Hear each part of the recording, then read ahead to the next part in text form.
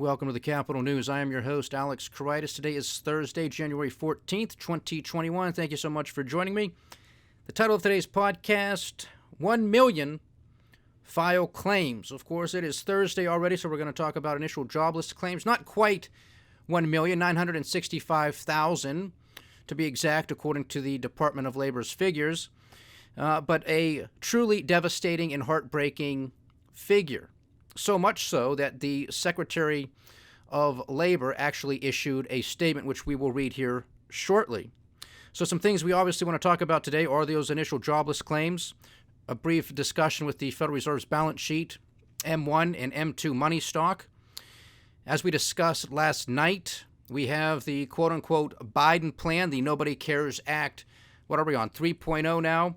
Coming in at that $1.9 trillion, let's call it $2 trillion. That's going to include a $15 minimum wage, $1,400 checks. So they did the math. I wasn't sure what they were going to do because to me, either one seemed pretty likely, equally plausible to me as to whether or not they were just going to make the grand total $2,000, which appears to be the case. The initial $600 check that we just received or was sent out due to the $900 billion monstrosity, the Nobody Cares Act 2.0. So they're just going to add another $1,400 check to that $1,600 to make it $2,000.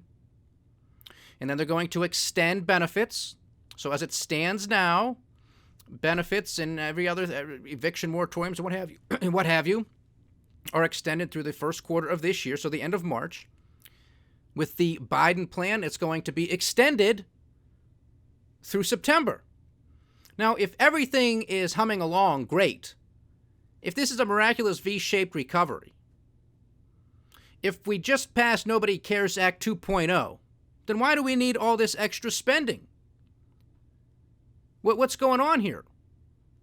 To me, this is conditioning. And, with respect to this minimum wage thing, my goodness, people, you really have to try to be this stupid. You do. This is like an honest effort to be stupid, to attempt to pass this and to put this into law.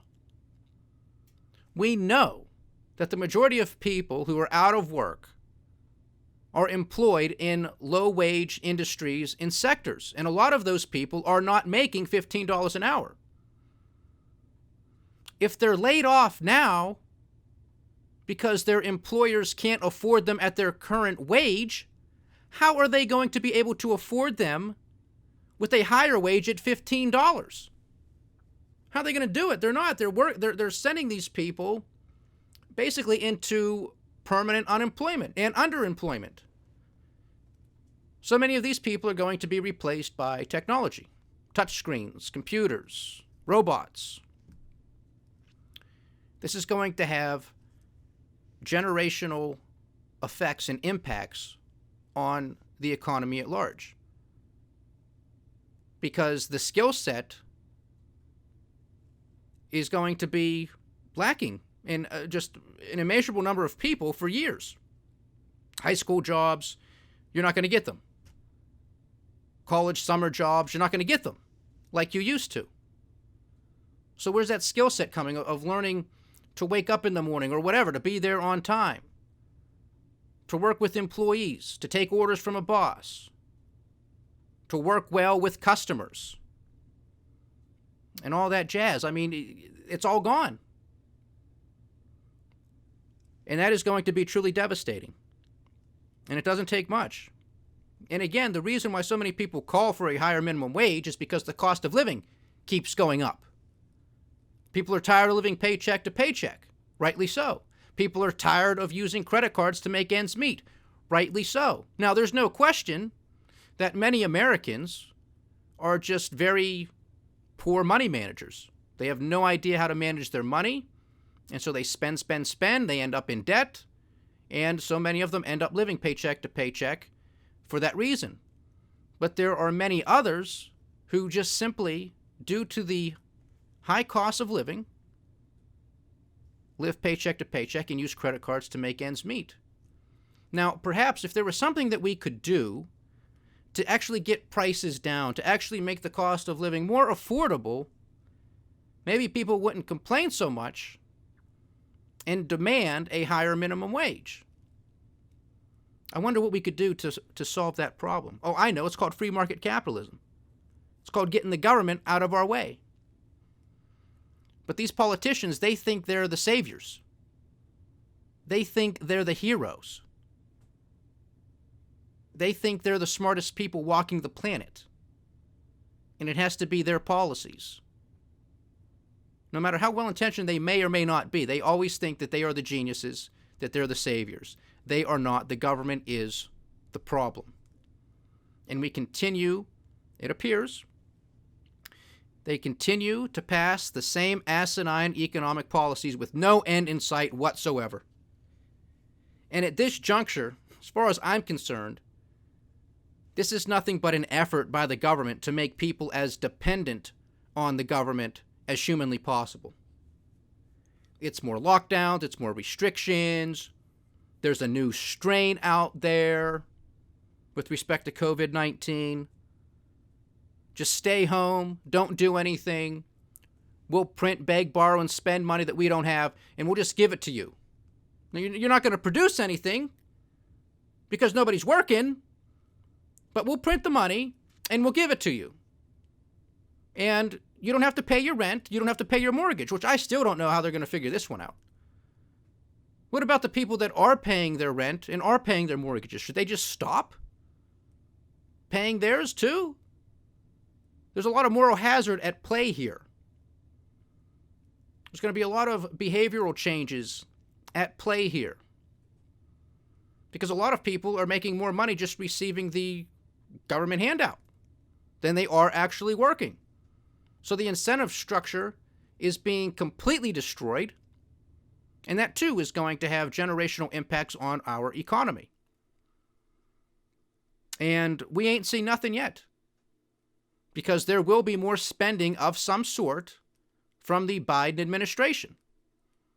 Whether that turns out to be further quote-unquote stimulus to assist with COVID-19 and further restrictions for whatever reason because things get worse, or whether it's an attempt to say, okay, now we have to rebuild the country and now we're going to pass some major infrastructure bill, or they're going to tackle health care, or they're going to tackle some segment or portion of the Green New Deal or some other type of environmental legislation that could run into the hundreds of billions of dollars easily.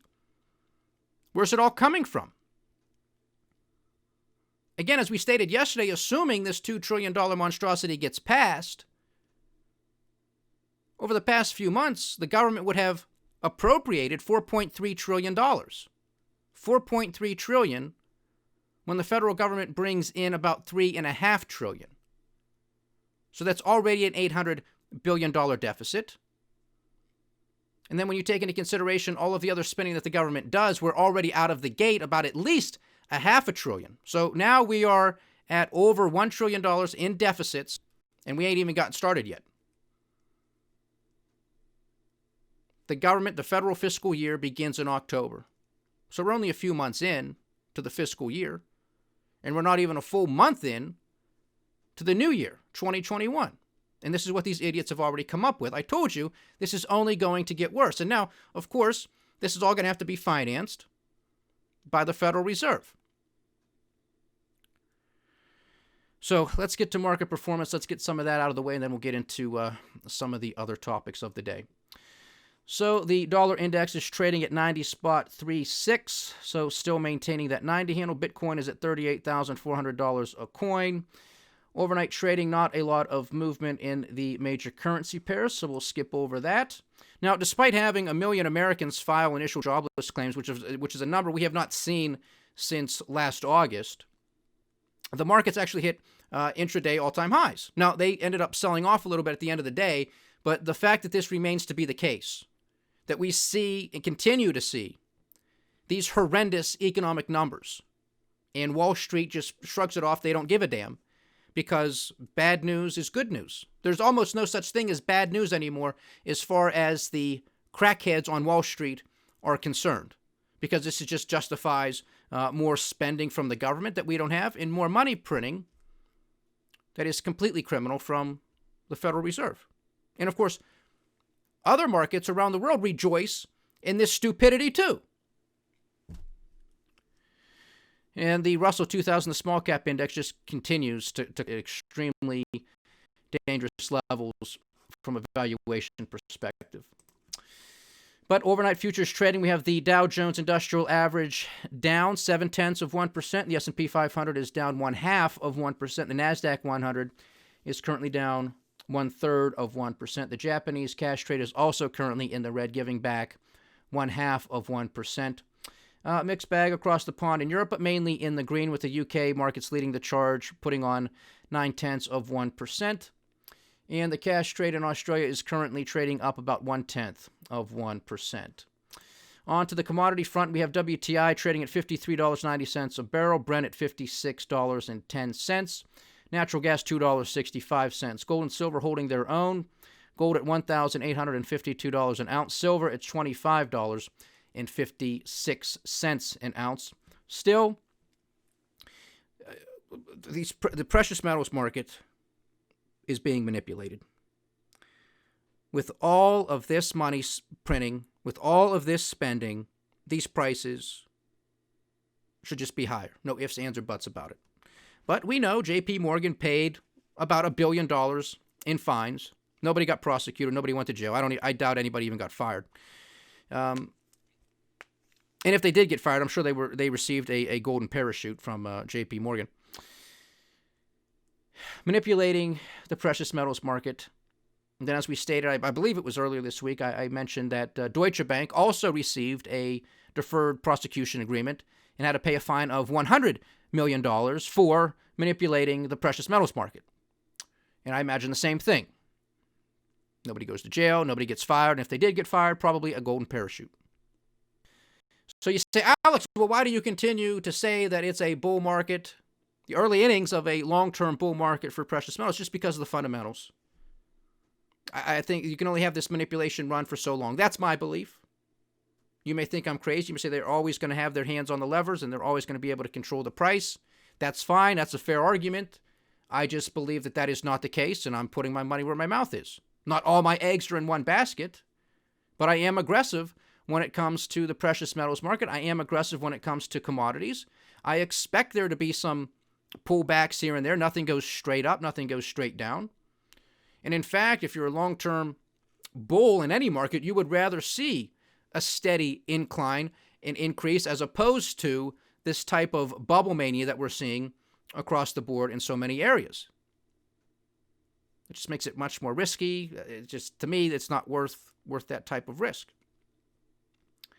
But I just think that's the setup for this decade and maybe very longer than that. Precious metals and commodities, and maybe even emerging markets as well. And then to round it out, Uncle Sam's 10-year junk note is yielding 1.1%. Okay, so there's some market performance. Now onward to the initial jobless claims. But first, allow me to read this statement from the Secretary of Labor, Eugene Scalia. Now, I can't recall the last time a statement was put out by the Secretary of Labor following the release of the initial jobless claims. I could be mistaken, but I mean, it's right on the front page, and maybe I've just overlooked them, but nonetheless, here it is, and I imagine it has something to do with just how devastating this number. But he states, unemployment claims are increasing due to shutdowns and other responses to rising coronavirus cases, and likely due in part to enhanced unemployment benefits. California and New York continue to exhibit particularly high unemployment rates, with the nation's two highest rates of continuing claims. December's jobs report showed most recent job losses to be temporary rather than permanent, with employment increasing in many job sectors. Vaccine distribution should facilitate another surge in employment in 2 to 3 months. Safety protocols remain critical, as does attention to the costs of excessive shutdown strategies. Well, obviously he is making mention here to enhanced unemployment benefits as being a contributing factor to the increase in jobless claims. Well, is he aware that these jobless claims are once again going to be extended and enhanced, meaning more money? So if that's true, what he's stating here, well, then isn't it just going to get worse by his own logic? I mean, if Nobody Cares Act 2.0 is a contributing factor to claims going up, well, then isn't nobody... What difference does it make if the vaccines are successful or not? According to his logic. And he says most recent job losses appear to be temporary rather than permanent. I'm not so certain about that either, Mr. Secretary. Now, we do know that permanent job losers declined, but it was negligible. Still much, much higher than where we were last year. So we hope that's the case, that these are temporary. But they've been saying that for a long time, and now we have another 1 million people filing an initial claim. So to me, this was just some sort of, why these numbers were as high as they are.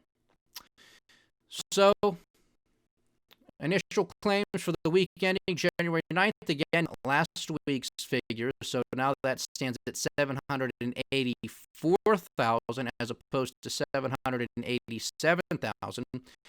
I cannot recall the last time there was a downward revision with respect to initial jobless claims. With respect to, well, you know what? I'm going to that's seasonally adjusted. I want to mention just here briefly the non-seasonally adjusted figure, which comes in at 1.1 million. So that's even more staggering from a non-seasonally adjusted basis. But with respect to continuing claims for the week ending January 2nd, this lags a week, of course, 5.27 million, an increase of nearly 200,000 from the prior week. With respect just to the PUA, Pandemic Unemployment Assistance, for the week ending January 9th, so the most recent, now sits at 284,000. That is a week-over-week increase of 123,000. Again, this was part of the Nobody Cares Act 1.0 and has thus been expanded upon and extended in 2.0 and very much likely so under 3.0 once the Biden plan gets passed. It's just a matter of time. Adding it all up, regular state unemployment, federal employees, newly discharged veterans, PUA, PEUC, extended benefits, additional benefits, and a work share program gives us a grand total of 18.4 million for the week ending December 26. Again, the biggest contributing factors to the upside were regular state unemployment, putting on 141,000, and extended benefits, putting on 375,000.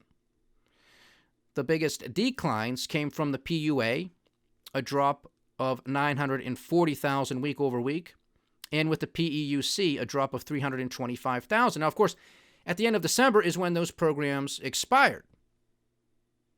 So one would think naturally there's going to be a lot of people getting off of those programs, and perhaps we are now just seeing a lot of these people getting back on them. This is hugely distortionary, as I have been arguing here for almost a year now, after they passed the Nobody Cares Act 1.0. And this is going to continue to be the story. It was at least going to be through March. If this next piece of crap gets passed, it's going to be through September. And if nothing still gets better from there, and it's not likely to because these are the exact wrong policies to implement, then they're just going to continue to kick the can down the road even further. And if it truly is part of their plan to condition as many people as possible to be as dependent as possible on the government, well, then they're going to continue to do this. I mean, why not? They don't care about us, clearly. So give the people another $500, another $600 here, another $1,000 there. Let them claim unemployment benefits. Give them an extra $300 a week. We don't care. Why should they? They're not responsible. They're not paying the cost of any of this. It's disgusting, but it's going to continue. And that's why we have the nation's capital looking like a banana republic. You see how you connect the dots with all this, folks? It is all connected.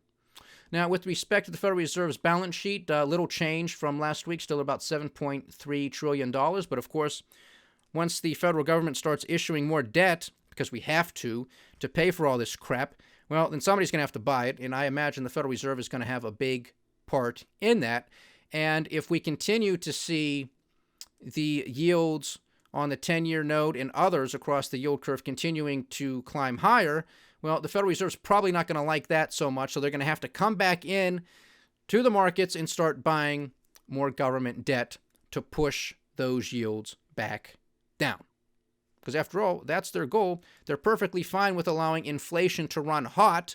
This, quote-unquote symmetrical inflation target BS that they're just pulling out of their rear ends. Say, well, inflation was running soft from the previous years, and so now it can run hot. So we want to target 2%.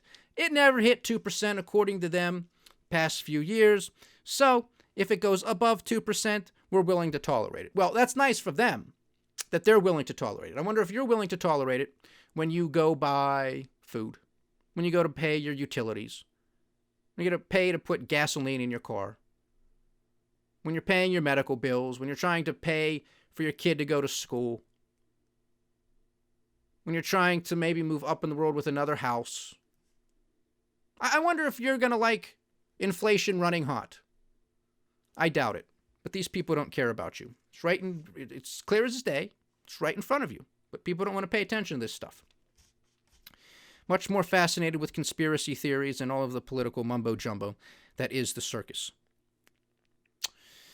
So that's the Federal Reserve's balance sheet with respect to M1 money stock, nearly hitting an all-time high at $6.7 trillion, just a few $100 million away. That's nothing. That's chump change. And just again, so everybody remembers what M1 is. That's all I like to say. We have currency. So M1 consists of currency outside the U.S. Treasury, outside Federal Reserve banks, and outside the vaults of depository institutions. It also includes traveler checks and non-bank issuers. It includes demand deposits and other checkable deposits. So again, that figure stands at $6.7 trillion, almost making another all-time high. Then we have M2 money stock, almost again making an all-time high, but not quite there. And M2 consists of everything included in M1, plus savings deposits, which include money market deposit accounts, small denomination time deposits like a CD, and balances in retail money market mutual funds. So as long as the stock market continues to go higher and people take profits and they throw it in a money market mutual fund, you get the picture. So as long as this happy train keeps running, we're going to continue to see this number move higher. So there you have that. So let's just circle back real quickly here to this Biden plan. I really don't know when it's going to stop. I hope I'm wrong on so many different occasions, but this crap just keeps coming to fruition. $1 trillion here, $900 billion there, $1.9 trillion there, $2 trillion there. When's it going to stop? And I don't know if these people honestly believe that all of this spending is actually going to be a good thing, or they just don't care. Maybe a combination of both. But spending is not economic growth. Production, investment leads to economic growth. The fruits of those investments, the fruits of that labor that leads to that production, that's where you earn your money. Then you can go spend it on somebody else's production. That's how it's supposed to work. This is not supposed to be a difficult puzzle to solve. It's actually quite simple. And at the root of it, it's supposed to be free exchanges. Free market capitalism. You get it? It's not difficult to grasp. It shouldn't be difficult to understand. But for some reason, it is. And of course, politicians think that they are the best thing since sliced bread. So they need to control everything. They need to pull on all of the levers of the economy, of enterprise. And all they do is make things worse. And I don't know where it's going to end. If they attempt to argue, which they do, that health care is a right, well, what type of bill are they going to pass that affects health care? because they're not going to stop at health care. If they're going to argue that that's a right. I mean, maybe you get sick, maybe you don't. Maybe you need medical attention, maybe you don't. But I can guarantee you, as a human being, you need food and water. Well, why don't they argue that those are rights? And I guess in their mind, if it's a right, that the government is supposed to provide it for you. Because that's their argument with respect to health care. Health care is a right. Therefore, the government has to provide and pay for your health care.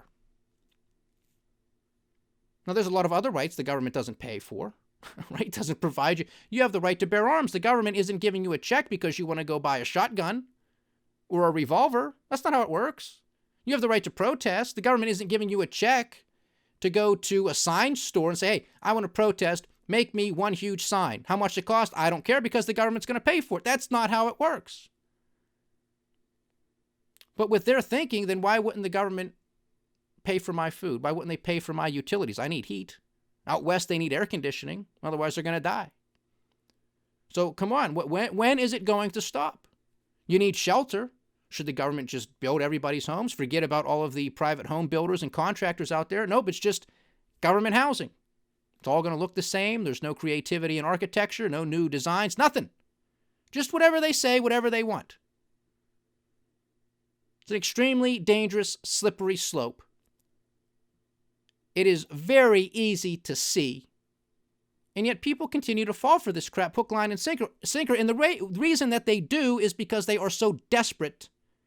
Because all of the other asinine policies that have been passed and implemented basically into perpetuity have negative knock-on effects, and people are sick and tired of being sick and tired, and they throw their hands up and they say, well, free sounds good, or the government doing everything sounds good to me, even though they fail to understand the basic principle that the government does not have money. It has to take it from somebody, from the productive private sector. You want to start a healthcare company, be my guest. If you think you're that smart and know what you're doing. And if everybody thinks that you're right and everybody's on the same page from the Democratic Party, well, there's, half the country. That's over 100 million customers. Any business would be happy to have over 100 million customers. If they want to continue to push it onto the government, which means us, the taxpayer. And there'll be very little accountability, and they'll mess it up from point A to point Z, and they'll never take responsibility. There'll never be true accountability, none of that. They'll just say we need more money.